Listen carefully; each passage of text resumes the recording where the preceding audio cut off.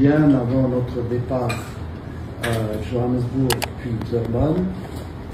On a fait des réunions, j'étais même chez le ministre, on a fait notre liste, j'ai rencontré des membres de votre comité et on a essayé de préparer au mieux notre match. C'est quoi les Guépards aujourd'hui? Les Guépards aujourd'hui, c'est une équipe toujours en construction. C'est pas encore une équipe qui a fini son évolution, sa révolution même, parce que quand je suis arrivé, il y avait une moyenne d'âge de 30 ans. On est arrivé à 25 ans. Beaucoup de jeunes joueurs ont intégré l'effectif. Mais parfois, les jeunes joueurs, surtout dans des conditions un peu difficiles, peuvent montrer aussi des faiblesses. C'est ce qui s'est passé pour notre match, parce que le billet n'était pas validé. Ils arrivent au comptoir, Andreas Suntonji, Johan Roche, et le billet n'est pas validé. Ils doivent payer eux-mêmes leurs billets. D'autres billets sont arrivés au tout dernier moment. Certains sont arrivés 24 heures avant, d'autres au tout dernier moment. Donc certains stress chez les joueurs. On a un vrai problème d'organisation des voyages. Si vous voulez faire une Coupe du Monde, j'ai eu la chance de la faire avec le Nigeria, il faut avoir des bonnes conditions pour voyager. Ça commence avec ça déjà, pour se préparer. Ça n'a pas été le cas. Nous-mêmes, on est parti de Cotonou, on a mis 24 heures de voyage à travers l'Afrique en classe économique, alors que dans le contrat, j'ai un premium, mais ça n'a pas été respecté. C'est pas la première fois, mais c'est pas grave. Je suis pas 1m90, je suis 1m76, donc je peux me mettre dans un petit siège, ça ne me dérange pas. Mais 26 heures, 4 heures d'attente à Addis Abeba, 6h30 d'attente dans la nuit à Johannesburg avant de prendre le vol pour Durban. Franchement, Président, je peux vous dire que c'est difficile. Nous étions ensemble d'ailleurs dans ce vol. On a vu à Johannesburg, allongé à l'aéroport sur des sièges métalliques très froides d'ailleurs, faisait froid. On a demandé des couvertures. Pendant 6h30, on était là. On a vu les vols d'Urban à 6h, Durban à 7h, Durban à 8h. Et on a attendu 11h, le vol de 11h, pour pouvoir continuer. On ne sait toujours pas pourquoi, on n'a pas pu prendre un vol plus tôt. C'est vrai qu'il y avait beaucoup de bagages et un seul homme, M. Jonas, qui doit se charger de 35 bagages avec tous les équipements. C'est pas facile.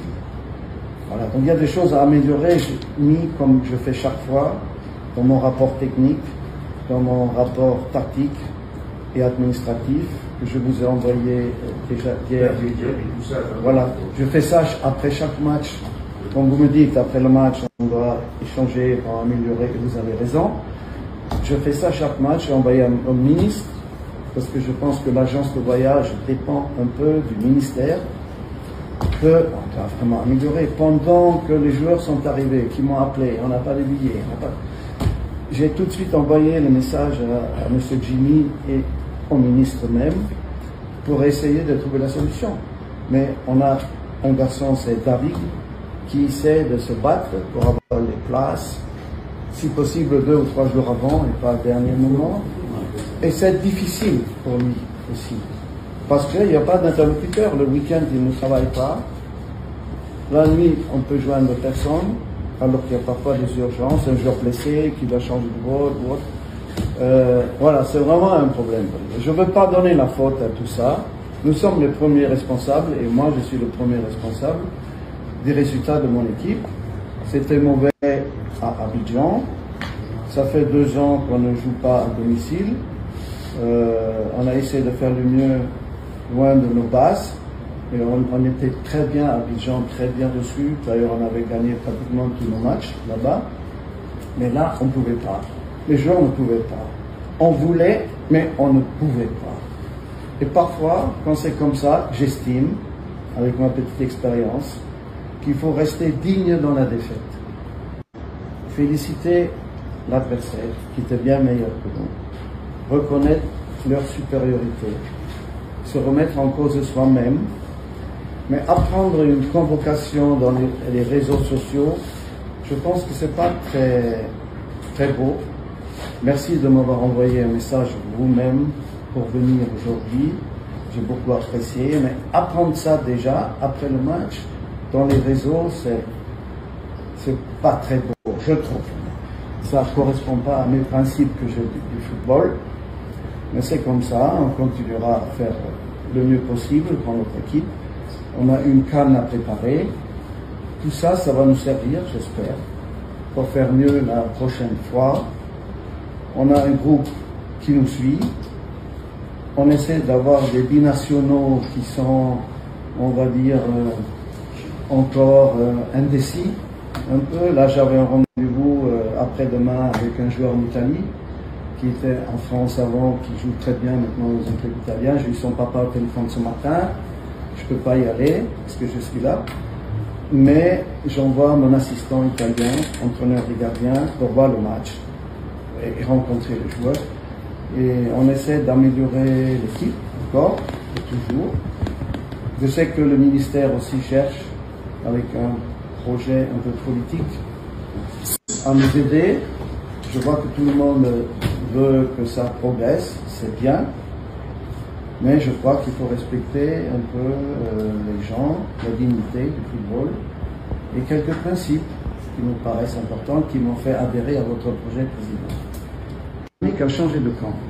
Ils avaient 6000 spectateurs enthousiastes qui ont fait du bruit. C'était un vrai match à l'extérieur et pour eux un vrai match à domicile. Et on a heureusement sauvé le point du match nul parce que quand ils ont égalisé, sur un coup franc rapidement joué que l'arbitre n'avait pas sifflé pour laisser le coup franc s'exécuter d'ailleurs, c'était une faute d'arbitrage. Tu n'as pas le droit normalement de jouer rapidement un coup franc si l'arbitre ne te donne pas le coup de sifflet. On a encaissé ce but, il restait plus de 35 minutes de jeu. Et on pouvait craindre le pire. Et on a heureusement conservé le point du match nul là-bas. Les joueurs étaient extrêmement fatigués, arrivés après un long voyage, dans de mauvaises conditions. Certains joueurs ont dû acheter eux-mêmes leur billet d'avion parce que le billet n'était pas validé. Ils arrivent au comptoir, Andreas Suntonji, Johan Roche, et le billet n'est pas validé. Ils doivent payer eux-mêmes leur billet. D'autres billets sont arrivés au tout dernier moment. Certains sont arrivés 24 heures avant, d'autres au tout dernier moment. Donc certains stressent chez les joueurs. On a un vrai problème d'organisation des voyages. Si vous voulez faire une Coupe du Monde, j'ai eu la chance de la faire avec le Nigeria, il faut avoir des bonnes conditions pour voyager. Ça commence avec ça déjà, pour se préparer. Ça n'a pas été le cas. Nous-mêmes, on est parti de Cotonou, on a mis 24 heures de voyage à travers l'Afrique en classe économique, alors que dans le contrat j'ai un premium, mais ça n'a pas été respecté. C'est pas la première fois, mais c'est pas grave. Je suis pas 1m90, je suis 1m76, donc je peux me mettre dans un petit siège, ça ne me dérange pas. Mais 26 heures, 4 heures d'attente à Addis Abeba, 6h30 d'attente dans la nuit à Johannesburg avant de prendre le vol pour Durban. Franchement, Président, je peux vous dire que c'est difficile. Nous étions ensemble d'ailleurs dans ce vol. On a vu à Johannesburg, allongés à l'aéroport sur des sièges métalliques très froides d'ailleurs, faisait froid. On a demandé des couvertures. Pendant 6h30, on était là. On a vu les vols d'Urban à 6h, Durban à 7h, Durban à 8h, et on a attendu 11h, le vol de 11h pour pouvoir continuer. On ne sait toujours pas pourquoi, on n'a pas pu prendre un vol plus tôt. C'est vrai qu'il y avait beaucoup de bagages, et un seul homme, M. Jonas, qui doit se charger de 35 bagages avec tous les équipements, c'est pas facile. Voilà, donc il y a des choses à améliorer, j'ai mis comme je fais chaque fois, dans mon rapport technique, dans mon rapport tactique et administratif, que je vous ai envoyé déjà hier. Voilà, je fais ça après chaque match. Quand vous me dites, après le match, on doit échanger pour améliorer, et vous avez raison.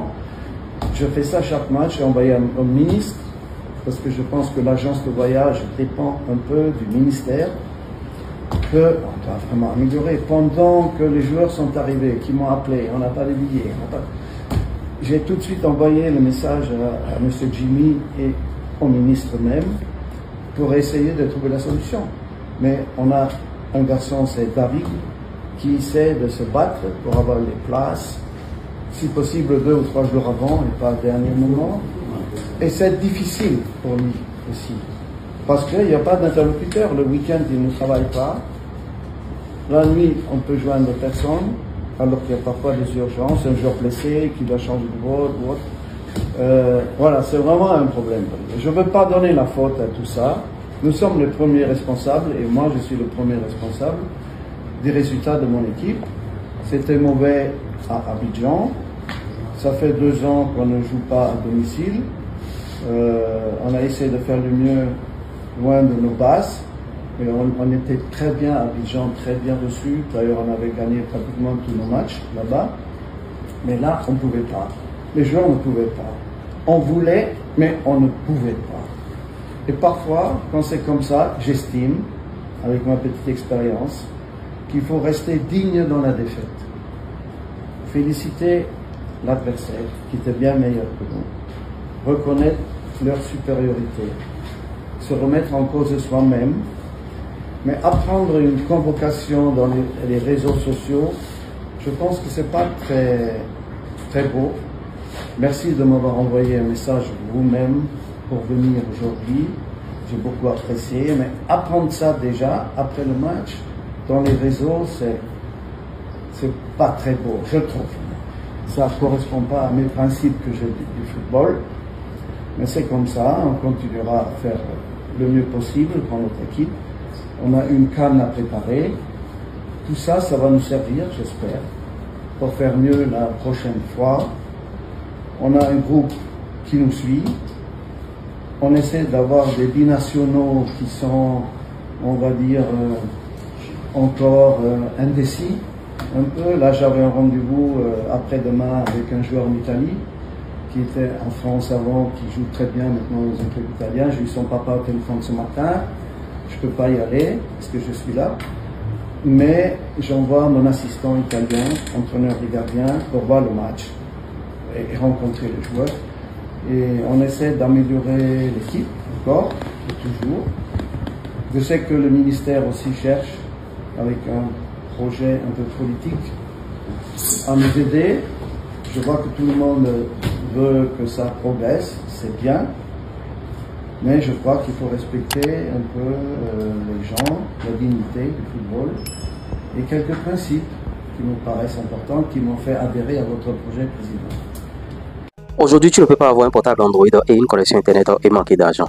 Je t'apprends à gagner de l'argent de manière honnête. Ce n'est pas les applications qu'on vous conseille. Va liker photo de quelqu'un, va commenter photo de quelqu'un, tu vas gagner de l'argent. Non, je t'apprends à gagner de l'argent avec des TikTok monétisés, avec des chaînes YouTube monétisées. Je vais te créer bien sûr ces comptes-là. Unité à 5 000 francs CFA seulement. On est en promotion. Au lieu de 15 000, les TikTok monétisés sont à 5 000. Au lieu de 15 000, les YouTube monétisés sont à 5 000 francs CFA. Maintenant, si tu veux aller plus loin, je peux te donner bien sûr ma formation. Je peux te distiller cette formation qui va te permettre bien sûr de générer de réels revenus bien sûr parce que avec ce que la plateforme va te payer seulement, ce ne sera pas beaucoup. Donc, je t'apprends ça, je t'apprends à faire des placements de produits. Au lieu de 50 000, elle est à 20 000 francs CFA seulement cette formation. Donc la balle est dans ton camp. Tu sais que les bonnes choses ne durent jamais. Publicité, promotion pour vos articles, tout ce que vous voulez. Les prix sont fracassés. Un seul contact plus 229 01 53 63 87 30.